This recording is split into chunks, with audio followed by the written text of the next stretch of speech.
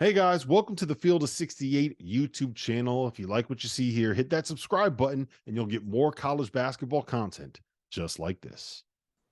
I mean, it could have been very easy for them to go to TCU, who's good, and laid Mhm. an egg and find a way to lose a game to a team that can get up and down the floor, that is tough and physical defensively, that kind of wants to climb up in you, um, and it's nice to see them be able to bounce back and not have to have that carryover, right? Like the game that they lost was only 48 hours ago. It was Saturday afternoon. Yep. We're not talking Yep. about something where they had a couple days to be able to sit here and try to prepare. It's basically like Saturday, you go home, you rest up, you come back Sunday, and you're already traveling on the way to get to the to get to TCU. So to see them have this turnaround win is big.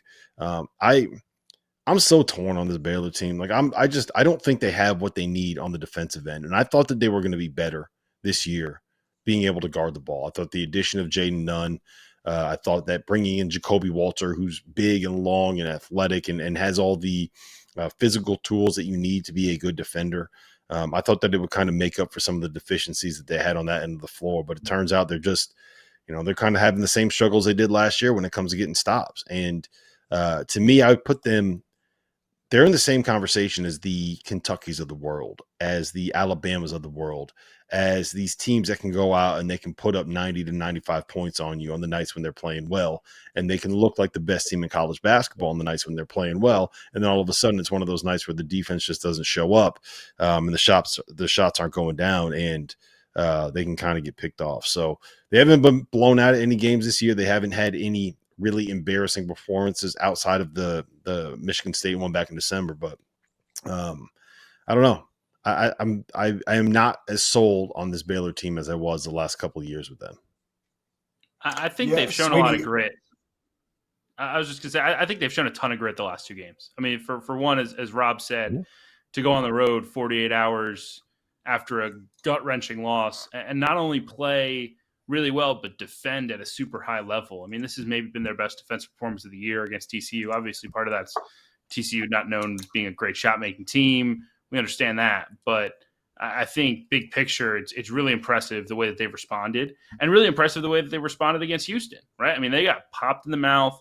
They could have rolled over against the number one team in the country, and they battled back and really should have won that game. So, look, I think to me, I've been waiting to see the toughness, right? The different level of edge that this Baylor team has to say, all right, yes, we know we can outscore you, but we can beat you in other ways Yep. too. And I think we've started to see that here the last two games. That's an encouraging sign to me about this Baylor Bears ball club. Yeah, and I just Yeah, want to shout look, out Eve Missy too, John. He is the guy that you referenced that missed the free throw. He had a layup that would have put them ahead in overtime, where he caught it and went up to go try to dunk it, and yep. I don't know how he threw it over the backboard, but he threw it over the backboard. He had an Lost it, offensive yeah. rebound where should have been a tip dunk that it didn't come off the rim, or I'm sorry, it should have been.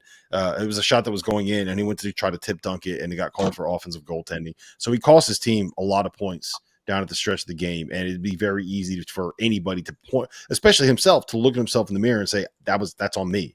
I'm the reason why we didn't win that game. And it came out tonight: 16 points, 6 and 9 from the floor, and a very nice 4 for 4 from the free throw line. So shout out to him, man. That's not look, when you are a freshman in college and can bounce back from something as painful as that to come out and have this kind of performance, leading scorer for the team. That says a lot. Yeah, I look in a year where it's like there's maybe a couple of teams that I would actually consider to be ahead above the rest. I'm pretty intrigued by Baylor. Like they shoot the free throw, they shoot their free throws well.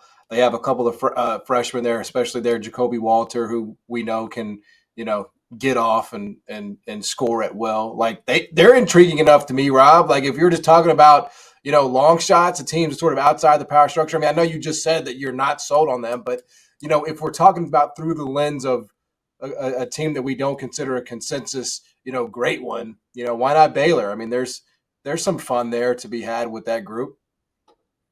Well, I think that they can beat literally anybody in college basketball on any given night, right? Like I think that there's going to, if they play UConn, there's a world where they make 14 of 28 from beyond the arc. Even Missy outplays Donovan Clingan, they can beat UConn, right? I think you can probably say the same thing about Purdue.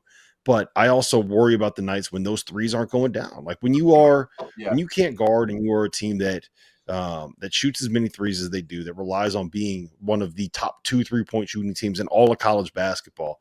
I think that Right. is, what's the saying? You live by the 3, you die by the 3. So I think that's the concern that I have with them. Thank you for watching the Field of 68. If you've enjoyed what you've seen here, hit that like button, share this link with your friends, or check out the description for some other places that you can consume Field 68 content.